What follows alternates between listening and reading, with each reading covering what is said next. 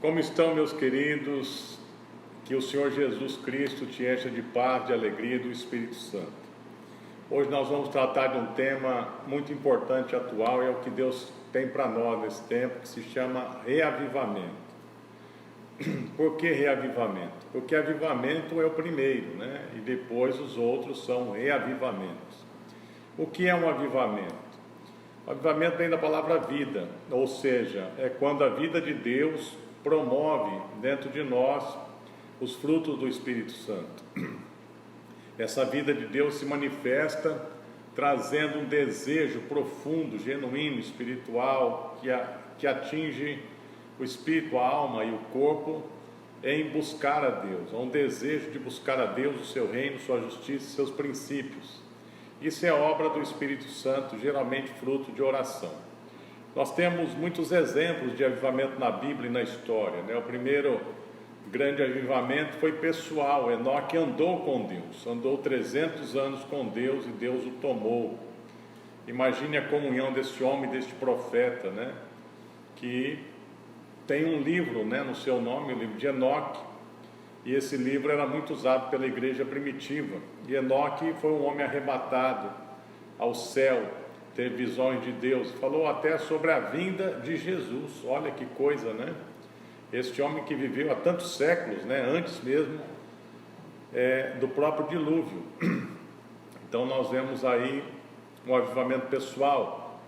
Noé também é um homem que andava com Deus e temia a Deus no meio de uma sociedade totalmente corrompida. Este homem foi fiel e ele viveu em cima de promessas que eram praticamente impossíveis de se realizar e se realizaram. Nós vemos o próprio Abraão, também um avivamento pessoal, um homem idólatra que tem uma revelação de El Shaddai e recebe dele promessas também praticamente impossíveis, que ele seria pai de uma multidão, né? Uma multidão de pessoas, uma multidão de nações. Esse homem já velho, com sua esposa já idosa, gerou Isaac.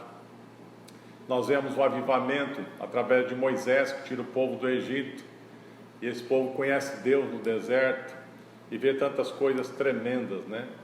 E aquele homem teve revelações tão grandes de Deus. Vemos o avivamento no tempo de Davi, aí já alcança a nação, o povo que busca a Deus, e depois se constrói o templo, e Israel chega no seu auge com Salomão, um povo que adorava Jeová e atraía as nações da terra para Israel. E vemos tantos outros avivamentos no próprio Velho Testamento, quando líderes e reis, sacerdotes e profetas buscavam a Deus, e o povo assim recebia. Também sempre há tempos de apostasia, né? Muitas vezes, depois de um avivamento, vem apostasia, ou às vezes os dois andam juntos, pessoas apóstatas e avivadas ao mesmo tempo. No apogeu dos tempos veio o avivamento em pessoa, o próprio Jesus. Ele disse: eu sou o caminho, a verdade e a vida. Ele é a vida, ele é o avivamento em pessoa, trouxe o céu para a terra, morreu em nosso lugar para pagar os preços dos nossos pecados, ressuscitou e trouxe promessas do derramar do Espírito Santo plenamente sobre a igreja. Essa igreja creu, e no tempo lá de Atos dos Apóstolos, no dia de Pentecoste, recebe aquele revestimento do poder de Deus, que aviva a igreja, a torna ousada, intrépida, uma igreja acompanhada por sinais e dons de pessoas que não tinham medo da morte. E assim a igreja se expande pela história, uma igreja que não buscava poder terreno, não buscava influência política, não buscava riquezas deste mundo, mas buscava agradar a Deus, fazer a sua obra, transformar vidas, acreditava na transformação do homem pelo Espírito Santo, pela regeneração do Espírito através da fé no nosso Senhor Jesus Cristo. Muito bem. Depois na história nós vemos a igreja se unindo ao Estado, né? Lá no século IV, início do século IV, e aí nós vemos muitas apostasias e também períodos de avivamento, até que chegamos nos reformadores, onde há um reavivamento, uma busca pela palavra. o reavivamento da palavra, da Bíblia, ou seja, uma busca, uma sede, uma fome pela palavra. A palavra é impressa, está sendo impressa e traduzida até hoje para muitos povos, muitas culturas e muitas línguas.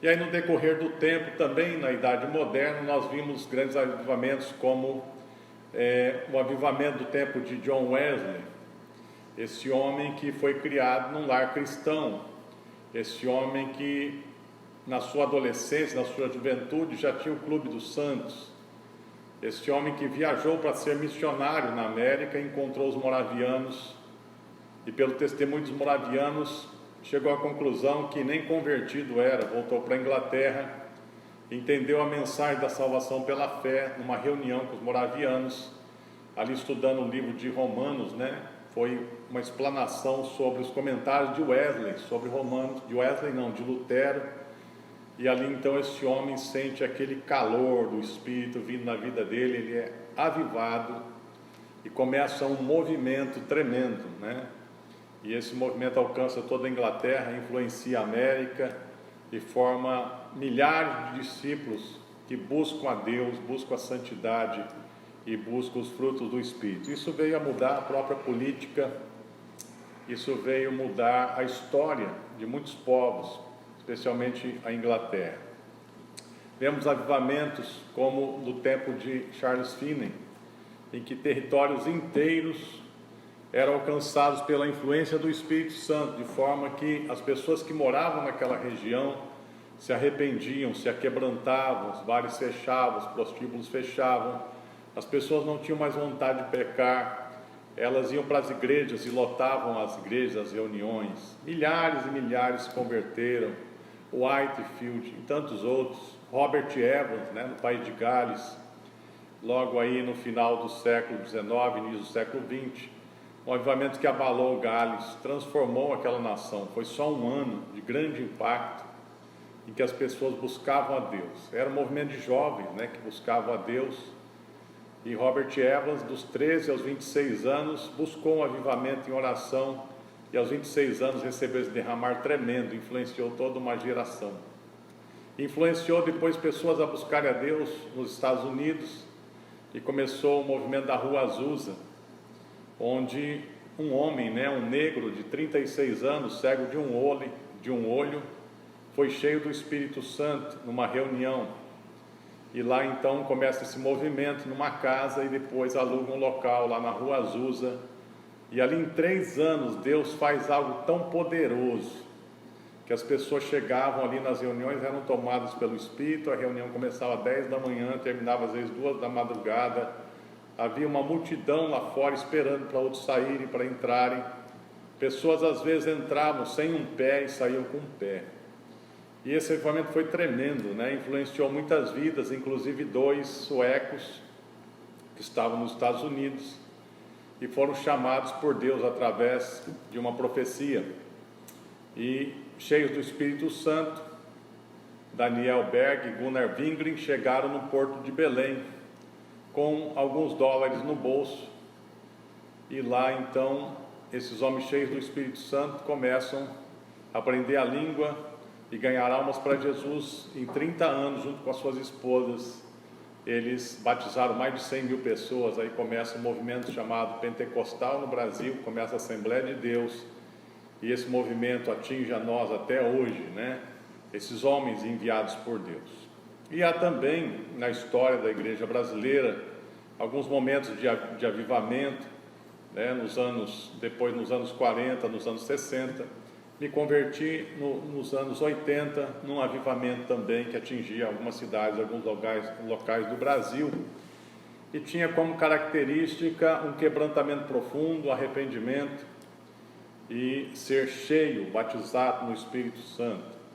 Essa santidade de Deus, esse poder de Deus, nos dava condições, junto com o estudo da palavra, de vencer o pecado, as tentações do mundo e testemunhar com ousadia. Depois vivemos também um avivamento pessoal, eu e minha esposa, entre os Banauás, moramos com eles 15 anos, uma etnia na Amazônia, e lá esse avivamento atingiu a aldeia toda, e nesses 15 anos 80% se converteram, abandonando o pecado, abandonando o ocultismo, abandonando os espíritos e servindo o Deus verdadeiro. E ali também começou a tradução da Bíblia. Hoje eles têm o Novo Testamento quase completo na sua língua. E aqui no Acre também nós vivemos um período de início de um avivamento. Começou mais ou menos em 2001. Houve uma intensa busca pela presença de Deus. Deus usou também adoração, música e louvor, porque antes desse avivamento as músicas falavam de Deus, falavam de Jesus, falavam da Bíblia, falavam de testemunhos, né? As músicas expressavam também amor e adoração, louvor a Deus. Mas nesse avivamento as músicas eram voltadas a uma intimidade com Deus, a falar com Deus, a adorar a Deus, a ter um relacionamento profundo com Deus. E elas expressavam o que estava acontecendo, uma busca de uma intimidade. E Deus usou muito, muitos retiros espirituais, encontros para as pessoas serem impactadas com a presença gloriosa. Muitas pessoas abandonaram vícios, pecado, corrupção, maldade, mas centenas e milhares se converteram nesse tempo de forma milagrosa. E foi tremendo, o que Deus fez nesse tempo. E as igrejas começaram a lotar os cultos. Havia igrejas que tinham dias de culto de manhã até à noite, lotados, E até hoje ainda nós vemos as ações desse avivamento. Mas parece que houve um problema, Houve um problema.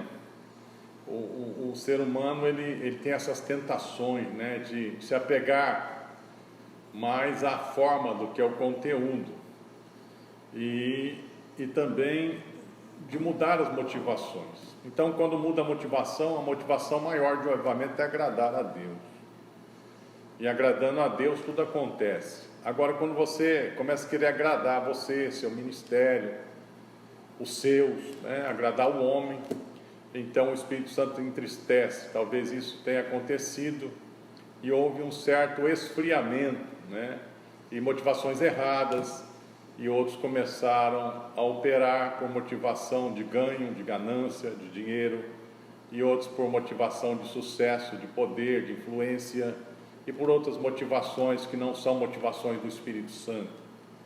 Que as motivações do Espírito Santo geram paz, alegria, santidade, amor, geram interesse por aquilo que tem valor verdadeiro, gera santidade, gera restauração de vínculos, de família. Então, nós estamos vendo um tempo de certa crise, uma crise sanitária, crise de saúde, uma crise também que as pessoas não podem congregar, e uma série de mudanças estão acontecendo. Para nós, povo de Deus, isso significa que Deus está colocando prumo. Isso significa que Deus quer colocar as coisas de volta ao seu lugar. Isso significa que a igreja, ela tem que ir além de viver os princípios de Deus, ela tem que levar esses princípios a toda a sociedade, ela tem que levar os princípios do reino a todas as pessoas, porque nós vemos hoje uma multidão de pessoas angustiadas, sem esperança, muitos crentes até, porque não tiveram uma vida espiritual profunda. Então, as características de um avivamento, e o reavivamento que Deus tem para hoje, elas são muito claras na Bíblia. Em primeiro lugar, a pregação do Evangelho genuíno, a pregação do Evangelho bíblico. Não é um Evangelho baseado em autoajuda, não é um Evangelho baseado em fábulas, em fantasias, em coisas espetaculares, em manipulações. Ele é baseado num plano de redenção, de resgate, de regeneração, de transformação, de trazer o homem de volta a Deus, de arrependimento dos pecados. Nesse plano, o Salvador, que concluiu tudo, consumou tudo, oferece pela graça a salvação pela fé no seu nome, no seu sangue, naquilo que ele fez na cruz. E uma vez que o pecador ouve e entende a mensagem, ele pela fé recebe o perdão dos seus pecados, ele recebe o Espírito Santo. E o Espírito Santo produz um novo nascimento. Aqui é que está o início de um reavivamento. As pessoas nascem de novo, nascem do Espírito Santo. E a partir daí começa a verdadeira libertação. Então, se uma pessoa está cativa de pecados na área sexual, imoralidades, pornografia, prostituição, todo tipo de distorção sexual, o Espírito Santo nela, junto com a verdade, a palavra de Deus, a liberta, e ela simplesmente abandona para colocar no seu coração algo muito melhor, que são os frutos do Espírito, a verdadeira alegria. A pessoa é cativa do ocultismo, das práticas ocultas, do envolvimento com as trevas, dos espíritos enganadores. O poder do Espírito Santo a liberta dessas influências, esses espíritos se afastam e todos os bloqueios que há na vida dessa pessoa são destruídos, e todos os sofismas. Se a pessoa está envolvida na corrupção, na ganância, no engano, então o Espírito Santo a convence e ela abandona essa vida de corrupção. Veja que o novo nascimento é que traz a libertação. Pessoa que vive na depressão, na angústia, ela é escrava de sentimentos destruidores, limitadores. Quando ela nasce de novo, o Espírito Santo tem poder para libertá-la, para trazer alegria e paz verdadeira, para curar a sua alma de toda a rejeição que ela viveu, e ela entender que ela é amada por Deus com um amor ilimitado, incondicional, o amor que enche todo o céu. Pessoas rebeldes são transformadas em pessoas obedientes a Deus, que amam a Deus, que abandonaram a revolta, porque entenderam a mensagem da cruz. Então esse é o poder que transforma, é um novo nascimento operado pelo Espírito Santo. Daí vem a libertação, vem a cura e vem a santificação. A santificação não é produto, de você entender uma lista de normas, regras e leis, porque não adianta nada você saber pela lei o que é certo e o que é errado com uma natureza caída. A sua natureza caída não permitirá que você viva plenamente as leis morais de Deus. Mas quando você recebe o Espírito Santo, então, nesse processo de novo nascimento, você tem prazer na lei de Deus, nos princípios de Deus, e não há necessidade de normas, leis e regras para você viver a lei de Deus, porque a lei de Deus ela passa a entrar no seu coração. O próprio Espírito Santo te mostra o que é certo e o que é errado. Você abandona coisas erradas não é porque um pastor disse isso é certo e isso é errado, é porque o Espírito Santo te convenceu, porque você leu na Bíblia, porque foi te revelado pelo Espírito, e você abandona. Então ninguém pode roubar aquilo que você recebe do Espírito Santo. E aí então essas pessoas que elas nascem de novo e elas vão sendo cheias do Espírito Santo, elas querem servir na obra de Deus. E elas vão servir não só dentro de uma igreja, e obviamente elas vão congregar, vão para uma igreja que vive essa palavra, e lá tem ministérios, obviamente, lá tem louvor, tem pregação, lá tem ministérios vários, que a pessoa pode se envolver nos ministérios da igreja, a igreja tem recepção, dança, misericórdia, assistência social, missões. Agora, vai além, Deus tem uma vocação, Deus chama essas pessoas que foram regeneradas para atuarem em todas as áreas da sociedade. Então Deus levanta no meio do seu povo pessoas na área de empreendedorismo, grandes empresários, na área de educação, educadores. Deus levanta pastores para pregar a palavra viva. Deus levanta profetas para trazer revelações de Deus para este tempo, para trazer santidade à igreja. Deus levanta apóstolos, missionários para ir para as nações, levarem essa verdade aos povos. Deus levanta evangelistas, doutores. Deus levanta professores universitários, cientistas, como na história nós vemos que a maior parte dos cientistas, né, dos grandes inventores, eram pessoas que criam em Deus. Muitos deles cristãos, muitos deles judeus. Poucos são os grandes inventores da história, os grandes cientistas ateus, né? Esse movimento ateísta, ele é mais recente. Ele não é um movimento antigo. Então a própria ciência, ela é permeada de cristãos que tiveram uma vocação, chamado de Deus, como Isaac Newton, né? Por exemplo, foi um grande cristão, um homem que considerou o estudo das profecias, que ele fez por 20 anos, estudando a Bíblia, né, em códigos, considerou mais importante do que os descobrimentos, né, das leis da física e todos os seus estudos da física. Então isso é pouco divulgado, porque há uma tendência no mundo materialista e secularista de separar a ciência da religião. Então eles tentam separar o homem, o cientista, né, o homem, da ciência, né, que ele promoveu. Mas não existe essa separação, é uma coisa só. Aqueles homens, eles se tornaram grandes cientistas, grandes pesquisadores, mas eles tinham uma vida espiritual, eles tinham uma conexão com Deus. Então Deus quer levantar cientistas nessa geração, Deus quer levantar principalmente governantes nessa geração, porque nós vemos uma confusão, né? Porque o poder sobe ao coração do homem, que começa a formar facções e grupos, que começam a se corromper e a explorar. Então isso não vem de Deus, isso é da natureza decaída.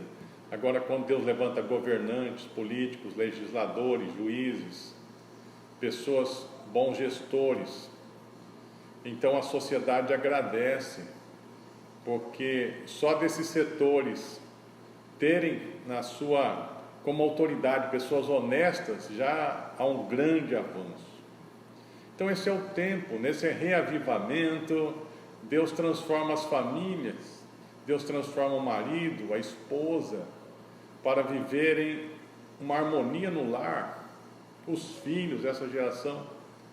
Deus quer transformar a sociedade como um todo. Mas alguém diz assim: mas pastor, a Bíblia não diz que nos últimos dias serão como nos dias de Noé, né? O amor de muitos esfriará, haverá um sistema anticristão, o anticristo vai dominar as nações.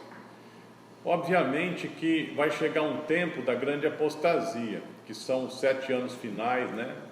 Foram profetizados por Daniel, visto por Zacarias, o próprio Jesus profetizou, Paulo, João teve a revelação na ilha de Patmos, escreveu o Apocalipse, tudo isso é bíblico.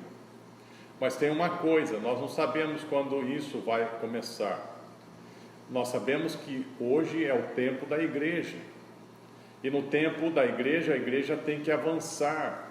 Todo o poder me é dado nos céus e na terra, disse Jesus. Portanto, ide, fazei discípulos em todas as nações, ensinando todas as coisas, a guardarem todas as coisas que vos tenho ensinado.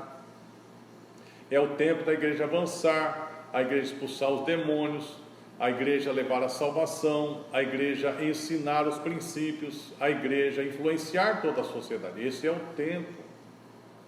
Quando esse tempo acabar, talvez a igreja seja arrebatada. Ou quando esse tempo estiver terminando e começar a grande apostasia, ainda assim haverão muitas pessoas fiéis a Deus no meio da grande apostasia, como Noé foi, como Enoque foi, e vão dar um testemunho tremendo no meio da grande apostasia, ou da grande tribulação. E haverá uma multidão de mártires, ou seja, talvez os melhores crentes da história serão os que viverão durante a grande tribulação, porque eles vão dar a sua vida para Jesus, serão como os crentes antigos, né, da igreja primitiva. Isso também está escrito. Também no Apocalipse encontramos um grande avivamento, uma multidão de povos, línguas e nações que chegam lá no céu, que vieram, né, da grande tribulação, ou seja, lavaram as suas vestes no sangue do Cordeiro. Essas pessoas foram fiéis a Deus num mundo anticristão, no mundo que perseguia os cristãos, no mundo liderado pelo anticristo. Houve um grande avivamento, ou haverá, né? E essas pessoas morreram e foram para o céu, estão lá vestidas de branco, né? Adorando ao Cordeiro, adorando ao Senhor Deus Todo-Poderoso. Então veja que o amor de muitos esfriará onde? No meio do povo judeu, no meio do povo que rejeitou a Jesus, ou no meio das pessoas que resistem ao Evangelho, ou no mundo que resiste à operação do Espírito Santo, ou na vida daquelas pessoas que nunca nasceram de novo, né? Então o amor de muitos esfriará. Essa palavra de Jesus tem muito a ver com o seu povo, né? O povo hebreu, o povo israelita, mas nunca a respeito da igreja. O amor da igreja, do corpo de Cristo, nunca esfriará. É verdade que na igreja local, que é uma coisa, né? A igreja local tem de tudo. Tem pessoas fiéis, infiéis, tem pessoas hereges, verdadeiras, né? Jesus escrevendo as cartas às igrejas, ele diz isso. Jesus corrige falhas de igrejas locais que são absurdas. Havia ali uma igreja como de Laodiceia que não teve nenhum elogio. Jesus só viu o pecado ali, e era uma igreja local. E Filadélfia só tem elogios, era uma igreja local, mas era fiel no pouco. Então veja que nas igrejas locais existem pessoas muito fiéis a Deus, e existem pessoas infiéis, existem pessoas que nasceram de novo, outras nunca nasceram, existem pessoas em plena apostasia, existem pessoas em pleno avivamento dentro da própria igreja local. Mas quando a Bíblia fala do corpo de Cristo, da igreja gloriosa, dos crentes verdadeiros, dos regenerados, daqueles que nasceram de novo, então a Bíblia nunca diz que esse povo esfriará. A Bíblia diz que eles estão assentados à direita de Deus em Cristo, Efésios 2,6, que através desse povo, a multiforme sabedoria de Deus, ela é conhecida dos principados e potestades, Efésios 3,10, que esse povo avança, que esse povo destrói as obras do diabo, que esse povo é fiel, que esse povo faz parte da noiva, que se purifica pelo sangue do Cordeiro, que esse povo, quando erra, logo se arrepende e se conserta. Então esse povo sempre existirá, e quando Jesus voltar, este povo vai reinar com ele sobre a terra e governar as nações como reis e sacerdotes, e hoje mesmo já devem exercer isso, essa vocação de reis, ou seja, aqueles que governam, e sacerdotes, ou seja, aqueles que intercedem pelos homens e ensinam as verdades de Deus para a humanidade. Somos nós. Então Deus quer que nós vivamos plenamente isso. E essa questão de um sistema anticristão, essa questão do anticristo, essa questão da grande tribulação, da grande apostasia, para nós não faz muita diferença, porque o mundo é sempre mundo, o anticristo sempre teve, né? Posso citar na história vários, né? O próprio Nero foi um anticristo, muitos imperadores romanos foram anticristos, né? E depois nós vemos na história, né, outros tantos que perseguiram a igreja, que matavam os crentes. Nós vemos o próprio Napoleão Bonaparte, que quis mudar até o tempo, né, as estações. O Hitler, né, foi um grande anticristo, Stalin foi um grande anticristo, Mao Tse-tung foi um grande anticristo, e tantos outros, ou seja, líderes mundiais que perseguiram a igreja, que quiseram destruir o cristianismo, as verdades bíblicas, para impor uma nova ordem, né, uma outra visão de mundo, uma visão de mundo materialista. Ou outros, né, líderes anticristãos que querem impor uma visão de mundo animista, adorando os espíritos, os demônios, os deuses, né, que são demônios. Então o anticristo sempre houve na história, né, desde quando Cristo morreu e ressuscitou. Agora, a igreja, ela está em toda a história como o agente de Deus no mundo, o povo de Deus no mundo, o que detém o mal e o que destrói o mal. Não se deixe enganar.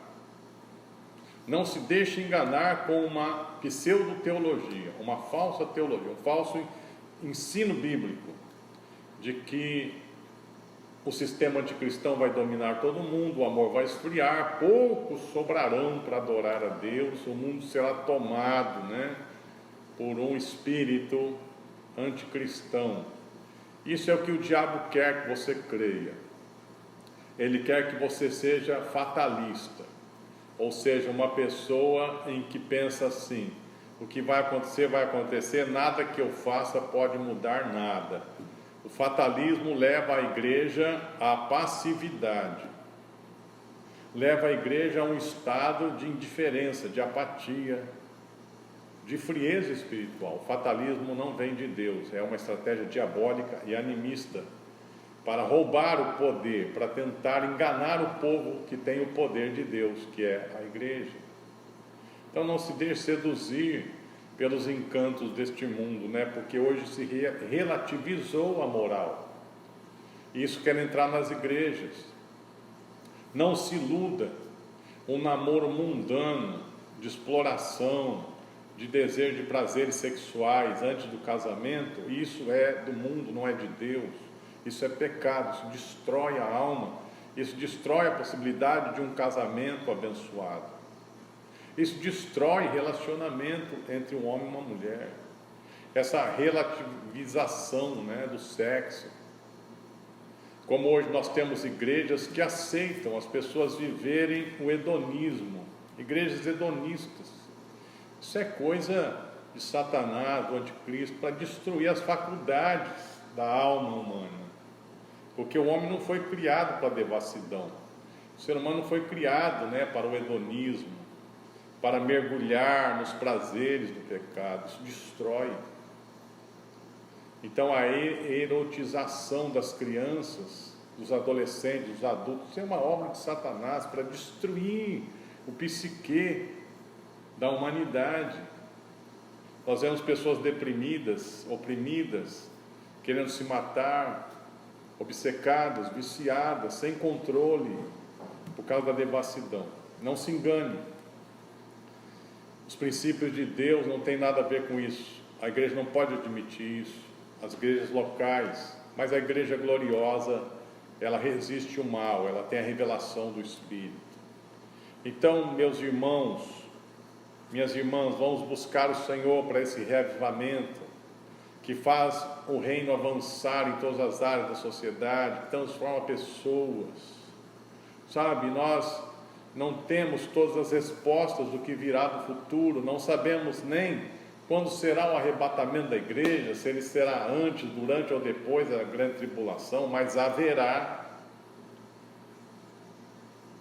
E a igreja sempre será vencedora, seja onde for, a igreja gloriosa, fiel.